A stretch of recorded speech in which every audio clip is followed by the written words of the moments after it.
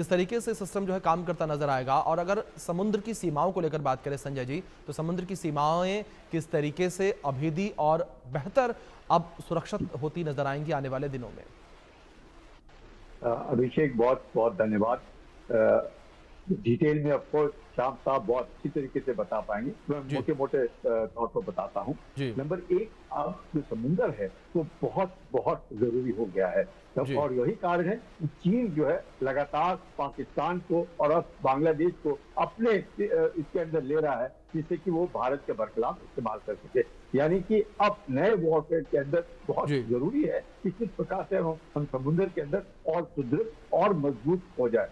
उसको लेकर के जिस प्रकार से हमने प्रोजेक्ट 77 के नीचे भी हम सबमरीन बना रहे हैं, इससे पहले हमने अरियान जो सबमरीन बनाई है उसके द्वारा जिस प्रकार से हम ये मिसाइल और खासकर सुपरसोनिक और हाइपरसोनिक, अभी तक क्या हम लोग करते थे सबसोनिक, अब ये जब हम सुपरसोनिक और हाइपरसोनिक की बात करते हैं तो आप समझ सकते हैं कि क्या स्पीड होगी। जब हम सुपरसोनिक कहते हैं यानी कि ध्वनि की आवाज से 5 गुना कम हो, सुपर हाइपर यानी कि उससे ज्यादा। और ये जो मिसाइल तकरीबन हम बनाते हैं तकरीबन 10 मैच के आधार पर। अब जब इरेजर बना रहे हैं, एक्सटेंडेड रेंज एंटी जी सबमरीन जी रॉकेट, अब जी ये जो है आप समझ सकते हैं इससे और जिस प्रकार से फर्स्टली इंडिजिनस यानी डीआरडीओ की ऑफकोर्स अंडर दी उनके अम्ब्रेला के नीचे, लेकिन ये जिस प्रकार से डीडीएल और सोलर यानी नागपुर का एक फर्म है, इन दोनों से मिल करके जिस प्रकार से टोटली इंडिजिनस, और इंडिजिनस होने के नाते इसको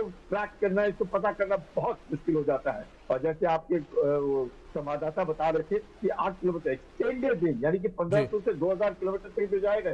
और पिछले तकरीबन जैसे उन्होंने बिल्कुल ठीक था 23 जून और 7 जुलाई के बीच में 17 यूजर ट्रायल इसके हुए हैं। और उसके कारण जिस प्रकार से सबमरीन और खासकर न्यूक्लियर सबमरीन मतलब जितना आदमी के ऊपर निर्भर है, सबमरीन को कोई दिक्कत नहीं, सब जगह पे जा सकती है। और ऐसे सबमरीन को ट्रैक करना, इस प्रकार से क्या काम करेगा।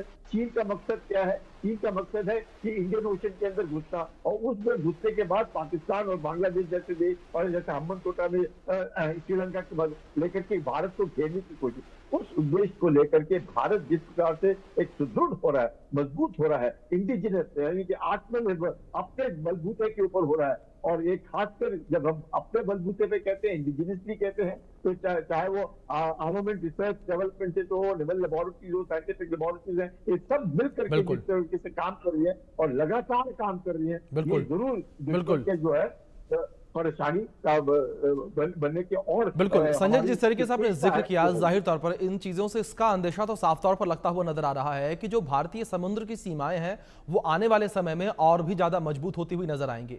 अब इस बीच मैं रुक करूंगा श्याम जी का। श्याम जी, अगर बात यहां पर ERASR रॉकेट सिस्टम को लेकर के जाए, ये रॉकेट सिस्टम की तकनीक क्या है, इसकी विशेषताएं क्या है?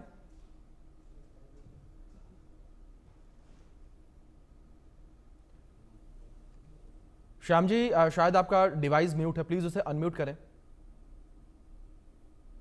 धन्यवाद अभिषेक। जी जय हिंद, शनोवरना। देखिए, सबसे पहले मैं समुद्री बातें करूंगा थोड़ा। ये जो कोई मिसाइल नहीं है, जी ना तो कोई रॉकेट का जो तरीका है इसका कुछ अलग है।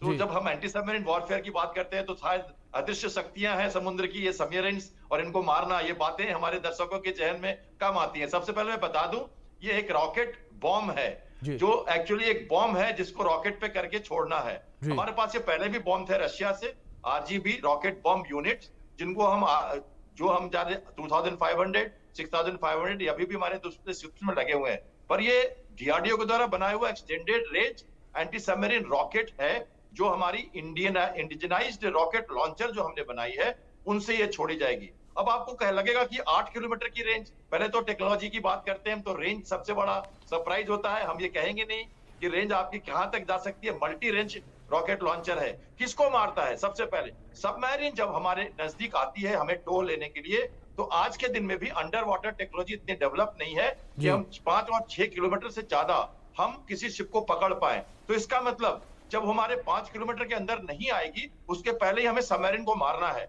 और मारना कैसे? सरफेस पे नहीं, सबमरीन पानी के नीचे है, 100 फीट, 200 फीट, 300 फीट, और अपने सोनार से हमें पकड़ने की कोशिश कर रही है। जिसने पहले पकड़ लिया वो गया, क्योंकि सबसे लिथल वेपन होता है सबमरीन। तो हमें उसे 5-6 किलोमीटर से बाहर रख के मारना है। तो हम क्या करते हैं, हम ऐसे रॉकेट 20-25 लगातार छोड़ देते हैं, जो जाके आगे गिरता है जिस एरिया में सबमरीन लाइकली है। जैसे हमारे हेलीकॉप्टर्स ने पकड़ा या पीएटआई ने पकड़ा है, तो कैसे ध्वस्त करें, वो मारेंगे फिर हम भी मारेंगे। अब क्या होगा, नीचे जाके ये एक फ्यूज लगा, इलेक्ट्रॉनिक फ्यूज, वहां जाके बॉम्ब फटेगा। अगर दूर भी फटा तो थोड़ी भी, क्योंकि ध्वनि की गति पानी के अंदर बहुत दूर तक जाती है, तो सबमरीन में विस्फोट हो जाएगा, क्रैक हो जाएगी। ये है टेक्निक इस रॉकेट का। इसको आप समझेंगे तो मजेदार लगेगी, क्योंकि ऐसे बातें बाहर से समझ में नहीं आती। तो एक बॉम्ब है जो एक डेप्थ पे, एक दूरी पे और अलग अलग दूरी पे भी फट सकता है। और कई आप देख रहे हैं पिक्चर में, आप एक साथ कई रॉकेट पानी में गिर रहे हैं और नीचे जाके ब्लास्ट कर रहे हैं। अगर सबमरीन 1 किलोमीटर दूर भी हुई, वहां से प्रॉक्सिमिटी में भी हुई, तो वो बर्बाद हो जाएगी। तो एक तरह से उनके नजदीक आने से पहले हमने उनको ध्वस्त किया। तो ये जो एंटी सबमरीन रॉकेट है, ये हमारे पास पहले भी थी, मैंने भी उसको यूज किया हुआ है सारे। और आईएनएस कावरती जो है एसडब्ल्यू, इसमें भी सोनार लगा हुआ है जो कि 5-6 किलोमीटर तक ही पकड़ सकता है। तो दोनों की लिमिटेशन है, सबमरीन के भी हमारी भी। और न्यूक्लियर सबमरीन घात लगा के बैठी रहती है, अगर उससे हम अगर दूर से भी मार दें, डेप्थ चार्ज दूसरा तरीका है, रॉकेट लॉन्चर दूसरा तरीका है, और टॉर्पीडो तीसरा तरीका है सबमरीन को मारने का। तो ये जो डीआरडीओ ने एनएसटीएल के साथ, आरडे के साथ मिलके, या सोलर ग्रुप के साथ मिलके, या हमारी जो हैदराबाद की कंपनी है उसके साथ मिलके जो क्रिया है, ये बहुत ही बेहतरीन काम है। और आगे मेरे ख्याल से सबमरीन के लिए लीथल, बिल्कुल एक क्रेडिबल बिल्कुल सर, जिस तरीके से आप इन चीजों को समझा रहे हैं, बता रहे हैं, इससे साफ तौर पर यह समझ में आया कि जाहिर तौर पर भारत मजबूत स्थिति में नजर आ रहा है। और दिन प्रतिदिन अगर बात रक्षा के क्षेत्र को लेकर की जाए तो भारत लगातार आगे बढ़ रहा है। संजय जी, मैं आपका रुख करूंगा। और इस बीच सर आपसे